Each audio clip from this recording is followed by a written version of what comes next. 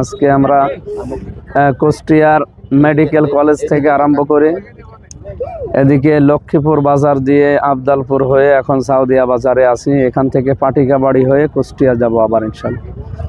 নারী পুরুষের সাড়া পেয়েছি স্বতঃস্ফূর্তভাবে। তারা অন্তত যত দূর আসলাম প্রত্যেকেই প্রায় বাড়ি থেকে বের হয়ে আমাদের সালামের জবাব দিয়েছে।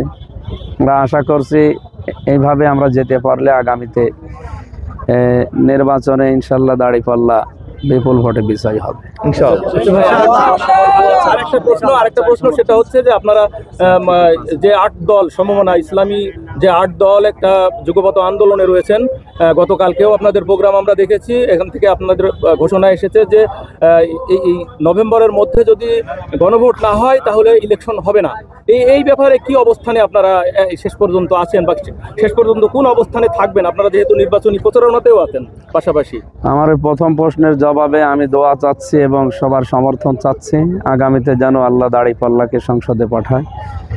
আমাদের যে 5 দফা দাবি ছিল, 8 দল মিলিয়ে আমরা এখন যুগপৎ আন্দোলনে আছি রাজপথে।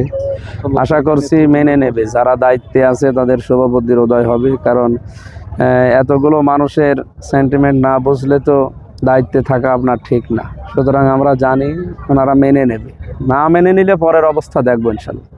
এখনই বলা হচ্ছে না। আরেকটা প্রশ্ন যে আল্লাহু আকবার।